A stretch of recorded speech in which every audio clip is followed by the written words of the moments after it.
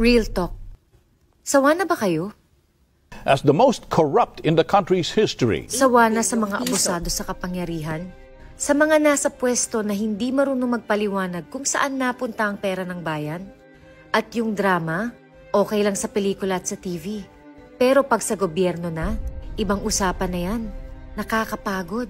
Pero may laban tayo. Mas handa po ako na ituloy ang laban. Si Manay Leila de Lima, ilang taong ikinulong ng walang kasalanan. Pero lumaban. Ngayon, kasama niya ang ML Party List para ipaglaban ang katarungan, pananagutan, at tunay na representasyon. Sa balota, hanapin ang number 6, ML Party List. ML na ako. Tara, ML na din kayo.